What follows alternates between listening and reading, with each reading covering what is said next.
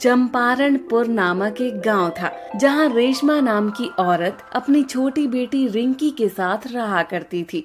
रेशमा का पति शादी के 1 साल बाद ही गुजर चुका था और उसकी बेटी रिंकी भी उसकी अपनी बेटी नहीं थी।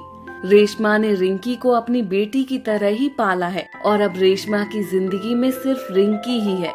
रेशमा अपना और रिंकी का पालन पोषण घर घर जाकर काम करके करती थी, मगर गांव में अब उसे कोई काम नहीं मिल रहा था। तभी उस गांव में एक अमीर परिवार छुट्टियां मनाने के लिए आया था। मैं इनके घर ही जाकर कुछ काम मांगती हूँ। ये लोग यहाँ नए आए हैं और लगता है छुट्टियां मनाने आए हैं, तो मुझे जरूर कोई ना कोई काम मिल ही जाएगा। ऐसा सोचकर रेशमा उनके घर पर काम मांगने के लिए गई। उस परिवार की मालकिन प्रेमा थी। प्रेमा की भी एक बेटी थी जिसका नाम प्राची था। वो गर्मी की छुट्टियों में यहाँ गांव में घूमने आए हुए थे। मालकिन, आप लोगों के पास कोई काम है मेरे लिए? वो दरअसल मैं इस गांव में काम ढूंढ रही हूँ। अगर आप लोगों को कोई काम वाली चाहिए तो मुझे बताइए। प्रेमा ने सोचा वैसे भी छुट्टियों में कौन काम करेगा, इसलिए उसने रेशमा को काम पर रख लिया।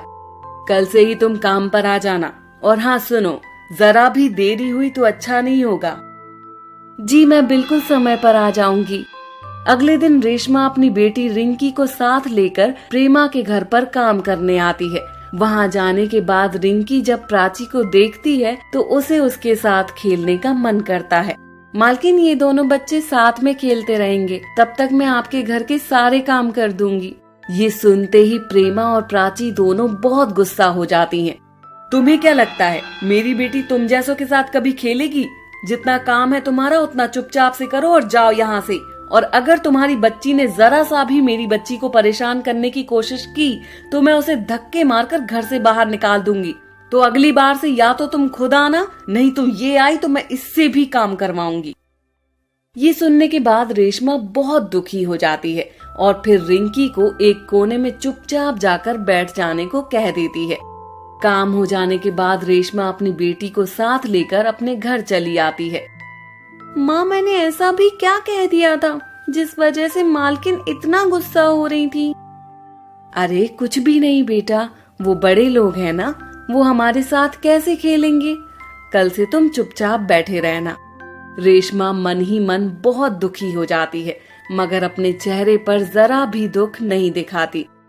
अगले दिन जब रेशमा और रिंकी उनके घर पर काम करने गईं, तो बातों बातों में ही प्रेमा और प्राची दोनों मिलकर रिंकी और रेशमा की बुराई किए जा रहे थे। गलती से रिंकी प्राची का खिलौना उठाकर खेलने लगी और वो खिलौना उससे टूट गया।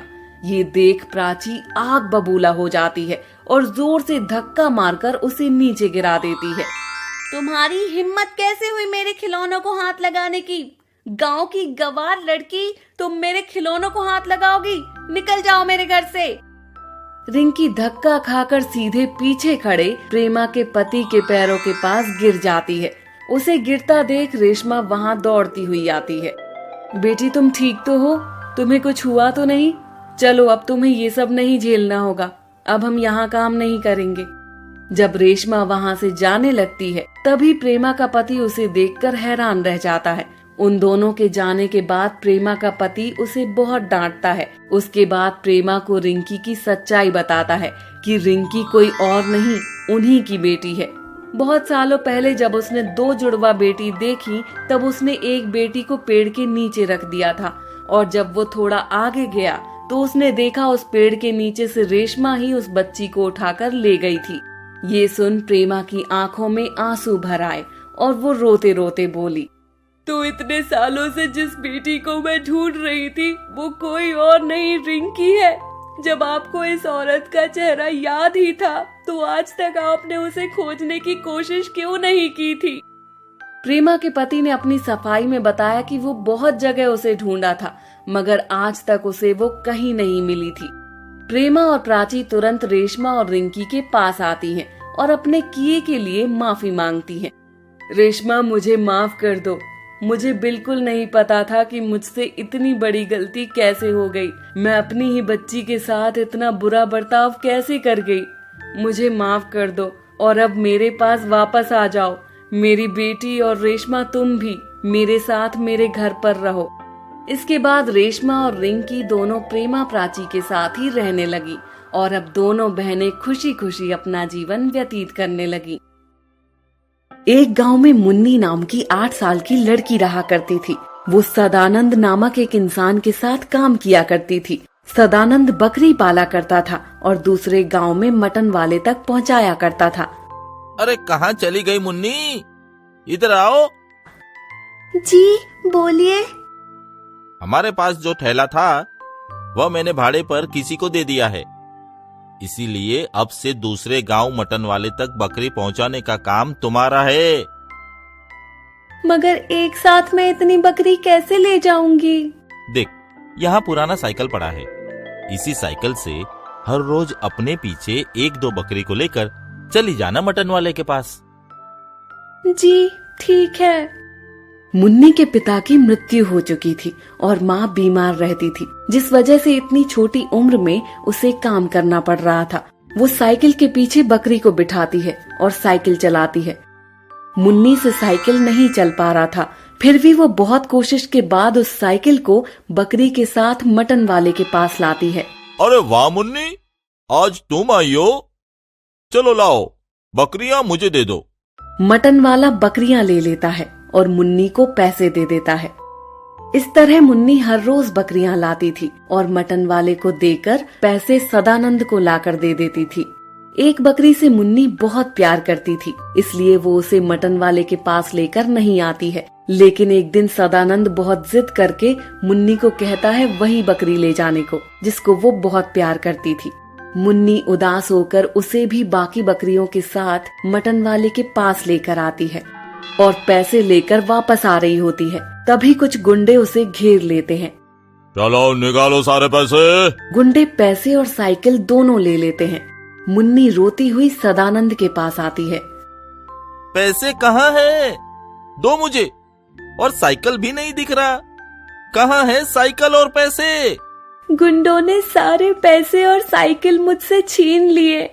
सदानंद मुन्नी को मारपीट कर वहाँ से भगा देता है।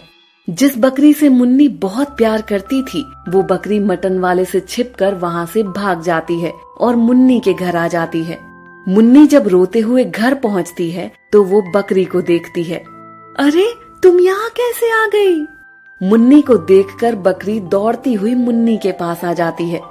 अरे डरो मत, अब से मैं तुम्हें अपने पास रखूंगी। मुन्नी बकरी को अपने पास रख लेती है और हर रोज उसके लिए चारा लेकर आती है और खिलाती है। मुन्नी की माँ बीमार थी, दवा खरीदने के पैसे भी नहीं थे, ना खाने के लिए पैसे थे। जब मुन्नी बकरी को चारा खिलाकर वापस घर के अंदर आ रही थी, तब बकरी मुन्नी से कहती है, मुन्नी रुको, कहाँ जा रही हो? मुन्नी बकरी को बोलता देख डर जाती है। डरो मत मुन्नी, मैं जादुई बकरी हूँ। तुमने मुझे इतने दिन रखा, अपने पास खिलाया पिलाया, इतना प्यार दिया। मैं तुम्हारे बारे में सब कुछ जानती हूँ, मैं तुम्हारी मदद करूँगी। इतना कहकर बकरी ढेर सारा सोना और पैसा मुन्नी के सामने रख देती है। ये देख मुन्नी आश्चर्य में पड़ जाती है। मुन्नी, ये सब तुम्हारा है, इससे तुम अपनी जिंदगी सुधार सकती हो। बकरी मुन्नी को बहुत धन देती है, जिस वजह से मुन्नी की जिंदगी में सब अच्छा होने लगता है। वो अपनी माँ को अच्छे से डॉक्टर को दिखाती है और नया घर बनवाती है। अपने मालिक को उनके पैसे भी वापस करके आती है और खुशी खुशी रहने लगती है।